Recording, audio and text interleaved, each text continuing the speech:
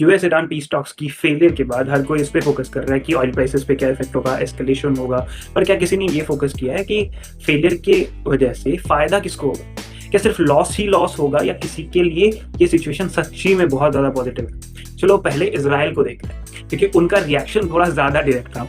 Israel already इस cease fire और Islamabad talks से खुश नहीं था।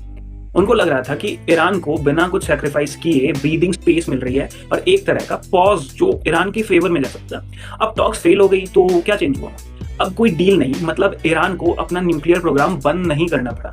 बट इक्वली इंपॉर्टेंट जो है वो है कि यूएस भी अब फुल प्रेशर बना चुका है ईरान पे कि जीरो एनरिचमेंट स्टैंस पे आ चुका है और एग्रेसिव हो रहा है। मतलब ईरान को न्यूक्लियर वेपन बनाने ही नहीं देना चाहता है यूएस। और इजराइल का कंफर्ट यही आता है क्योंकि उनका लॉन्ग टर्म स्टैंस यही है कि ईरान को कोई न्यूक्लियर कैपेबिलिटी नहीं बिल्डअप करने दिया जाए। तो जब टॉक्स कोलैप्स होता है और यूएस स्ट्रेट ऑफ हॉर्मुज से ईरान का कंट्रोल वापस हटाने के लिए ओशन ऑफ ओमान में एक ब्लॉकेड अनाउंस करता है, तो इजराइल को सबसे बड़ा फायदा है।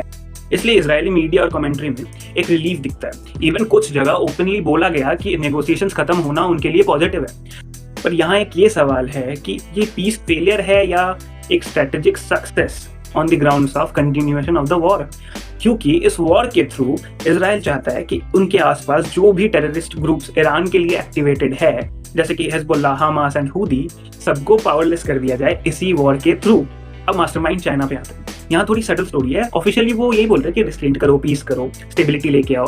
पर ग्राउंड में क्या हो रहा है? चाइना ईरान का सबसे बड़ा ऑयल बायर है और काफी केसेस में डिस्काउंटेड ऑयल ले रहा है। और इंटरेस्टिंगली ब्लॉकेड फुल शटडाउन नहीं है, सिर्फ ईरान लिंक्ड ट्रैफिक टारगेट हुआ है। तो क्या चाइना कंप्लीटली कट ऑफ हो रहा है? नहीं। कुछ नैरेटिव्स ये बोल रहे हैं कि चाइनीज शिपमेंट्स अभी भी फ्लो कर रहे हैं या एटलीस्ट उन पे इम्पैक्ट उतना डायरेक्ट नहीं है। अब यहाँ एक एंगल सोचो, जितना ज्यादा ईरान आइसोलेटेड होगा उतना ज्यादा डिपेंडेंट होगा चाइना पे एज अ बायर। मतलब बार्गेनिंग पावर किसके पास शिफ्ट हो गई है? चाइना के पास। और लॉन्ग टर्म में चाइना ऑलरेडी ग्वादर रूट और युआन डोमिनेटेड ऑयल ट्रेड और ऑल्टरनेटिव सप्लाई चेन्स पुश कर रहा है।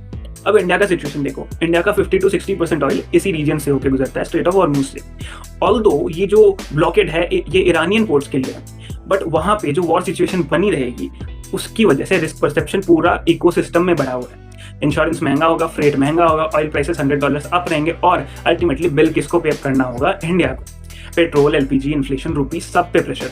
अब यहाँ सबसे अनकंफर्टेबल सवाल है, क्या इंडिया इस गेम का प्लेयर है या सिर्फ एक्सपोजर कैरी कर रहा है? क्योंकि इजराइल अपनी सिक्योरिटी ऑब्जेक्टिव पुश कर रहा है, चाइना अपनी इकोनॉमिक पोजीशनिंग इंप्रूव कर रहा है, यूएस अपना प्रेशर स्ट्रेटजी एग्जीक्यूट कर रहा है और इंडिया बस इंश्योर कर रहा है कि ऑयल आ जाए चाहे महंगा हो।